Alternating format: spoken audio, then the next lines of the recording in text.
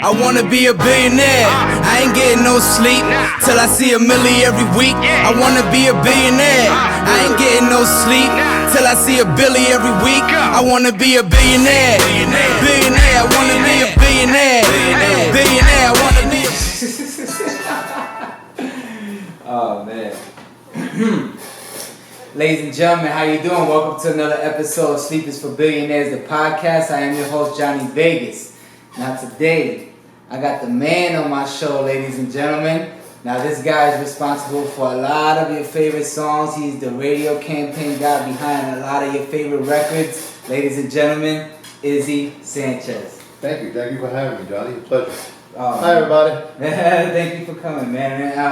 It's a pleasure to finally meet you. I know we had conversation, when I wanted to work records and stuff, and you gave me a lot of your rough, positive wisdom, those feedback. Tough love. Yeah, tough love. And I love it, man, because it didn't do anything but make me stronger, and a lot of people, around were yes men at the time, so I'm glad to hear the brutal truth from you, which made me a better artist, and I truly appreciate you. I believe one of the reasons I'm still around is because of that. Nobody pays me not to lie to them. So Right. If you want me to lie, you tell me in advance, hey, lie to me, I'm going to give you some money. I'll be real good at it. But if you want me to earn my money and really get behind a record and stick my neck out, I have to believe in it. I have to believe it's going to do well. And I'm going to try to get you your bang for your buck as much as I can, even if it means being harsh and a critic about what you put out and when you put it out. So for me, it's a little, and again, because I have such big name artists that I work for, it gives me the desire and the drive to help the brand new up and coming artists, and hopefully one day they'll become a Nicki Minaj or a Lil Wayne. I started with Lil Wayne in 1997, I believe, when he wasn't even in the Hot Boys yet, I don't think. Right. And to see him go to where he ended up being is it's a good feeling, regardless of how much I get paid to do stuff.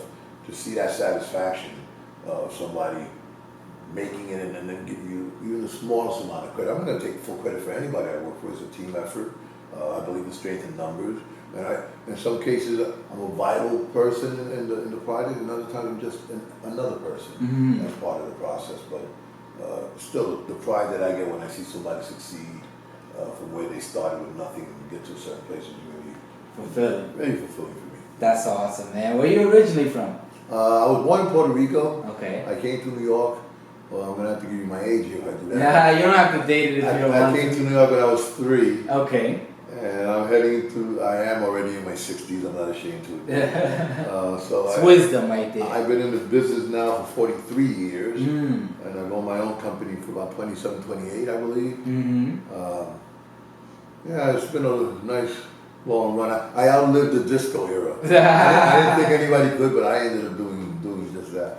That's awesome, man. So what got you started in this business? I'm sure you had a love for music and stuff. I mean, were you an artist at one point? No, never an artist. I remember distinctly at the age of 8 years old, when I bought a 45 by a group called the Beatles and a song called Yesterday. Okay. It was like 29 cents back then. You never see that price. Never.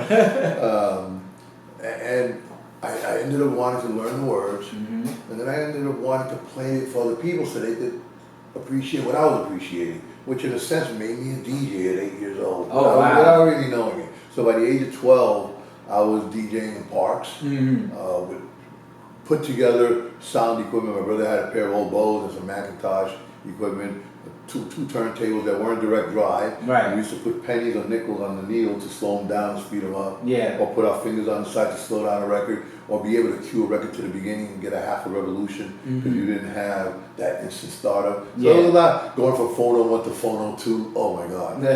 Primitive and ancient. Make the 8-track look normal. Wow. So I got my niche playing music for playing music for people, which was kind of DJing. By the age of 12, I was DJing, like I said, at house parties. By the time I was 14, I was ready to just devour music. I lived it, I breathed it. So I went to college. I ended up playing at the radio station for a year, playing records like Kool and the Gang and BT Express, Ohio Plays Fire, and stuff like that. And then I became an intern at CBS. It was their first CBS Radio? CBS Corporation under the division of CBS Records, which was Columbia Records. What it is, Sony now? Yeah. It was CBS back then. So what they did, they had a minority internship program where they took a minority kid from New York, black or Hispanic, who went out of state to school, but lived in New York, and they corresponded their internship with their major. So if you were an accounting major, they put you in the accounting department. Okay. If you were an art major, put you in the art department. Right. I was in communications. They didn't know where to put me. So the luck has it, I was stuck in the product management department. And product management by definition takes you from the beginning of a record all the way to the end and everything in between. So I got a crash course in learning the music industry in my intern 2 months. Then I put on an Oscar-winning performance saying my scholarship had been canceled. And I didn't know where to go. Can you please keep me? And then it was a choice between Bob Dylan, Santana, Earth, Wind and Fire, sociology, literature and history, and I went that way, and that was 42 years ago. Wow. I started working with, again, Santana, Earth, Wind and Fire, Dylan. I edited Dylan's Hurricane record. I edited Chicago's Greatest Hits. So I was doing production work in the studio also at the same time as I was being a product manager. Right. So shifted over to Atlantic Records in 1976 as the head of the then brand new first major label to open up a dance disco. I don't want to use the word disco, but I will. Disco department. And I was the head of promotion there. And then they gave me an A&R title a few years later when I started signing my own records like CJ and Company and bringing the Tramps, working with Nile and Bernard and Chic and Sister Sledge, and just. Let's just get going. I was a kid in a candy store. Hey. I was spending a whole lot of their money. Well, the disco era was a big financial windfall for the music industry back then. Records were selling like you could sell $100 copies of a record in New York alone. Right. Now you can't sell $100 copies. Why do you think that is? Bigger haystack, smaller needle. If you can understand that.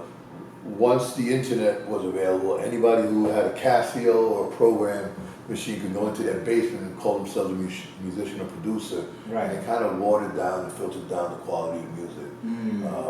So again, the theory of finding a needle in a haystack became a bigger haystack and the hits became smaller needles. So there's a lot more to filter through. Yeah, no, It's still the same thing today. I mean, there's so many different outlets and platforms, digital platforms, do-it-yourself distribution that people can use now to enhance their music careers or the thought of a music career. Gotcha. Well, that sounds good, man. So can you break down your structure, and how, like, for example, if I was an artist, and I came to you with a budget and I say, listen, I want to do this, that, and the third with this. So first of all, you have to come to me with a good record before you come with Hey, that's rule number one. Rule number one. Let's set that the order proper here. Right. I listen to a record. I kind of figure out where it's best going to work. Put a plan together behind that. Make sure that it works there so I can spread it out to other places. There's always that chance that it may get stuck in a certain region and not blow up out of there, or not react at all and kind of die in the region. Some are national campaigns, some are regional campaigns, again, based on affordability, the potential of the record. You got a feature with a name artist that may help me a little bit more. So there's a lot of thought that goes into how to start a record and eventually how you finish a record. Right. So you got mix show plans. Clubs, mix shows, strip clubs. Strip clubs have become a gateway to instant reaction. That now produces. I wonder why. Well, again, in Atlanta, the Atlanta strip club scene is an ecosystem upon itself, where on a Monday night at Magic City, the DJs are playing records, the artists are in there, they're making it rain, it becomes an event, and now it's become a staple there every Monday night to hear new music and see new artists come in. So we, as promotion people, want to get an edge, and we saw that was an edge, and we jumped into it to see what it was about, how it worked, and how we could take advantage of it, leverage it out for our purposes. And now these guys have grown to coalitions in different markets that, as a unit, they're a strong force to help you when an artist comes into the market or when a record's hot in the market. And they're there for you. No different than DJ crews, Slip and Slide, Heavy Hitters. They're all crews, and the pirate DJs out of San Francisco. So there are a lot of them out there. You just have to find them and kind of make them work for you. What was the worst experience you ever been through? And by worst, I mean challenging. You know what I'm saying? Like, you got a budget from an artist, you had a plan in place, But again, it's 50-50 as far as the reaction and the people that may gravitate to this record. And how did you overcome that? Well, the reaction is something I cannot control. I tell almost all my clients, I can get a record played, I can't make it react. And it's up to the audience that is being played for to react. There are things you can do to canvas the market, bring the artist in, do a show for the radio station, go to club nights with the mixers. A lot of things you can do to enhance your visibility in that market to support that kind of airplay. But eventually the fans and the fan base are the ones that are going to dictate if that record's going to work or not. Is it going to research? Is it going to react? Are they going to stream it? Are they going to stream it over and over again? Are they going to get into what the artist is, who he is, buy tickets for his show, all that stuff. I believe Travis Scott started from nowhere and look where he is now. So he established that fan base, it grew with him, and now he's on a 35 city huge ass stadium tour, arena tour. So, and whoever opens for him is going to benefit his audience. So if Trippie Redd's on the show, or who else was on the show? Trippie Redd and Blueface was on it. No, wasn't Blueface, not Blueface. Trippie Redd is on his show, and I'm trying to remember who the other guy was. Those guys are going to benefit from his audience. Because that audience is there to see. Somebody told me the other day, oh, I played this for a friend of mine. I goes, your friend a program director at any radio station? Because if he's not, I don't care. Yeah. It sounded kind of harsh and cruel, but they kind of got my message really quickly. Damn, that's crazy. Well, there you go, artists. Get your music together. One thing I would tell an artist is, yes, make sure that that is quality music. Music comes first. I used to have a saying, I try not to repeat and offend anybody. I don't care if you have 3 titties and a mustache. If your record is good, it's good. And if it sucks, it sucks.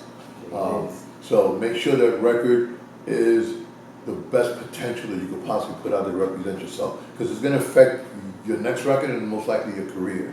So come with that strong ass record first and make sure that that's locked in and you believe in it. And you also make conscious decisions as to how much money you're going to spend if you know you have a good record. How much budget money you're going to put behind it. Right. Well, that makes sense. Well, I mean, it sounds like you're a workaholic. How do you balance out real life? Like, you know, I know you're married. What's real life? Well, you know, personal life. My family's the only personal life that I have, basically. I'm on like 24-hour call at times. My doctors don't like that.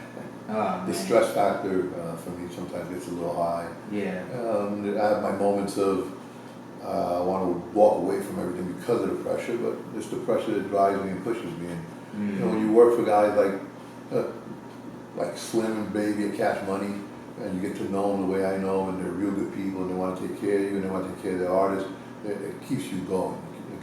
The drive is still there. The day the drive leaves me is the day I'm gone. Yeah. If it's not fun anymore for me, what the hell am I going to be doing here? That's a fact. I hear you, man. Well, I'm glad you're balancing everything out. Make sure you keep your health together. we need ISSY Sanchez, man. So you're an urban legend in the music business. No, I actually work pop, rhythm. I've done some Latin artists, and as you know, I work a lot of No, not urban, like urban only. I mean urban legend, like Chupacabra. Oh, no. Like an urban legend. Yeah, legend, underground legend. I'd be more like the boogeyman in the closet, probably. No, but again, the music industry is a great place where you can work. I mean, where else can you work and listen to music and be around friends and go to club openings and see performances from John Legend and, you know, sit next to Pink when she first starts out and see where she is now. It's amazing. Working with Kelly Rowland has been a dream for me. She's a pleasure to work for, such an appreciative individual. Not all women are appreciative, I'll tell you that. And not all women are really nice either, so. But I take the good and the bad with everything that I do, music and life in general. You only have one life, good or bad, and you gotta live it. That's right, man.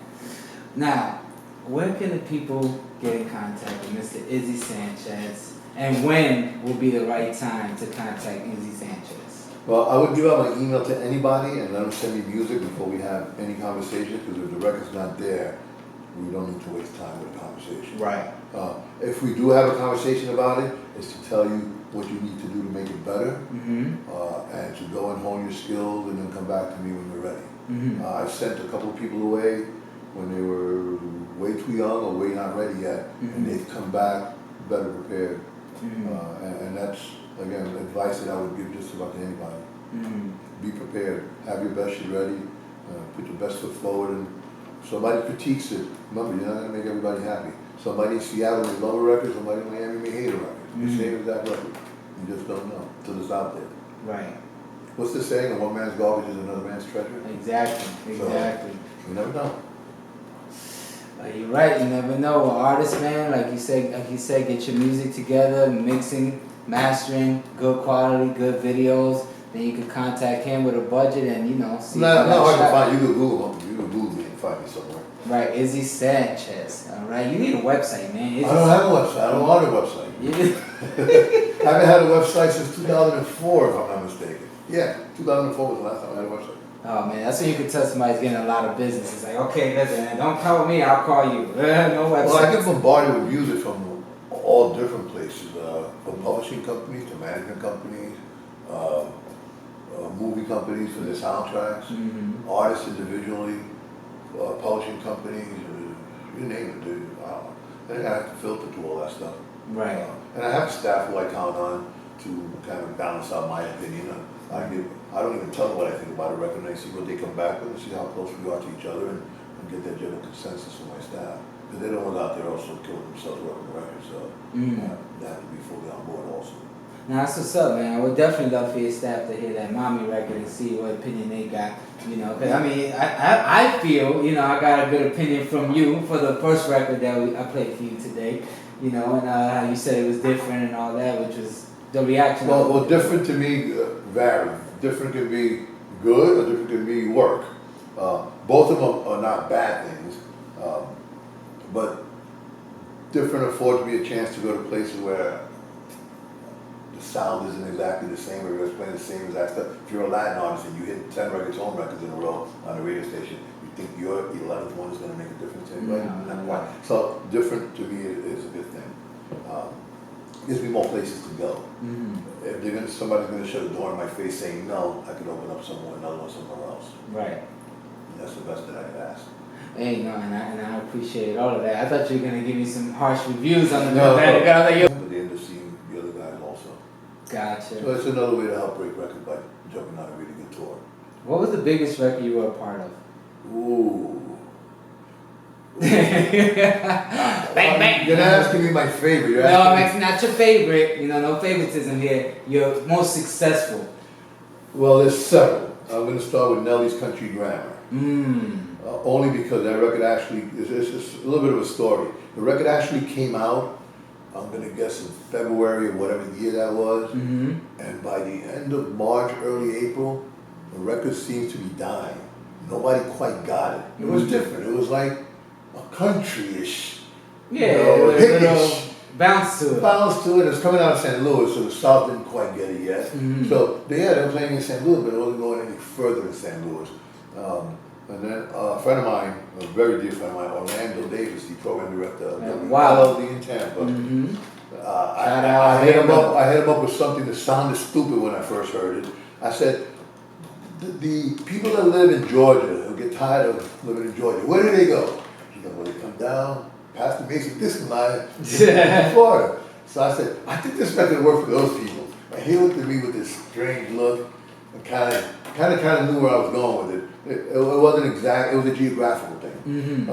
We thought it could work with an audience that appreciated, with an audience that was either white, black, or Hispanic, that appreciated that music. You couldn't pigeonhole it into any specific genre or ethnic group. You just kind of had to let the kids hear it and let them gravitate to it. So he ended up playing it. From there, kind of split up into Gainesville, Orlando, Jacksonville, and started migrating north into the South. And then everybody, oh shit, look at this record. They had it all this time. Right. But until somebody else proved that it was working, which is, I guess, a smart thing for radio. Do it until somebody else proves it, then you can play it, and you're playing it safe with your ratings and whatever record you're playing. But he gave it a shot, and that thing turned into a 10 million album seller. Four singles off of there. I think 3 of them went to #1. That was one of them. The other one, which is a little bit more personal to me, would be Jam Rock by Damon Marley, only because it won a Grammy. And he's one of the few people who ever thanked me for a Grammy. And it was a very humbling experience for me to get that phone call. Like, we got nominated and it won, and you were responsible for taking what was a rootsy Jamaican record that nobody got and turning it into a hip hop record. That's basically what we did. We told them it's not a Jamaican Woochie record, it's a hip hop record. And they listened and they played it and it worked. And as you well know, that record was a beast. Yeah, I loved it. So, I loved it. Welcome to Jam Rock. Those two are my favorite. Then there's a little bit of a poppy record, Everything But the Girl, Miss You. Everything But the Girl, Miss You. Cause I miss you when the flowers miss the rain, and I miss you. Oh, and I miss you. That record. Baby, That's another record that had been put out. See, I know my music. And kind of died a little bit. Yeah. And our persistence, even against the label's best wishes, my company kept pushing that record because we loved it so much. And it kept growing and growing on a few stations every week. And before you know, people say, hey, this record's working. And about a year later, everybody took credit for it, which is okay. I was okay with that. But it proved us right. And it ended up being a huge record. Maybe the record of the year that year. And it definitely was one of the biggest records that year. After that literally failed. So those are, again, for me, they're so gratifying because nobody believed them. I don't want to mention the Laffy Taffies or the Afro Man or the the Barbie Girl records that I worked, because those are hit or miss. In those cases, they hit. They were huge. But if you notice, they never had followers. Right. They were gimmicky records by. There was not another Laffy Taffy. They milked the cow already, and the cow was put out to pasture. So, and then in between there has been tons of records that took a lot of effort and a lot of persistence and patience. Influence. And then some that they put me on and they didn't really need my help. You know, I don't think that Drake needed my help a bunch in the last 5, 6, 7, 8 years. He hasn't had a bad record ever that I've heard. Is that what you mean when you say they don't really need my help? It's pertaining to how good that record is? Yeah, and I'm helping, but it's not like I have to put up a battle or a fight with anybody. Or sell anybody. Or sell it. I got a new Drake record. When are you going to put it in? It's a little easier than, hey, do you like this Drake record? Can you help me with it? Right. I don't have to do that with Drake. And for a while with Nicki and for a while with Wayne, they all have their moments where... It's crazy, they all in the same camp. They're all in the same camp, but again, I worked with Puff, I worked with Timbaland, Nelly, who I mentioned before, another big name artist who've had success. So it kind of goes with the territory of having a big name. Hopefully you will have success. Gotcha. What advice can you give to these new artists there? Because, you know, there's an artist coming out every day, like you said, they got their equipment in their basement, they're putting out records on their own and getting all these streams. Don't play records for your family members and take their word for how much they like it. No cousins, no nephews, no nieces. Objective people you don't know. Play a record for them and see what they think about it, and then take that opinion and run with it, because that's probably far more realistic than anything you're going to get from a loved one or a close friend. They're going to try to make you feel good about yourself, and I understand that process when you deal with family members. But to me, it's the consumer, your average consumer, your unknown consumer, your unknown fan base that you're trying to attract that can dictate whether the record's going to work or not. So don't embarrass me on my show, please. That's what I'm about to say, not in front of your own fan base. I wouldn't do that. No way, I would have said something like, don't lose your day job. I would keep this up, buddy. Keep this up right here. I would never do that to them. Oh, man. I'm a harsh critic, but I'm also very fair. I'll tell you how to make things better for yourself. Constructive criticism. Even if I'm not involved in it. Right. Well, that's what's up, man. Well, definitely, I mean, it was great speaking with you today. Thank you for having me. You know, I mean, you're a legend in my eyes, my brother, and I look forward to the day we finally get to work the record and share that grand. Thank you. Much appreciated. Ladies and gentlemen, thank you for tuning in to another episode of Sleepers for Billionaires, the podcast. I am your host, Johnny Vegas, the legendary ISSY Sanchez. Stay tuned for more episodes to come. Thank you for watching.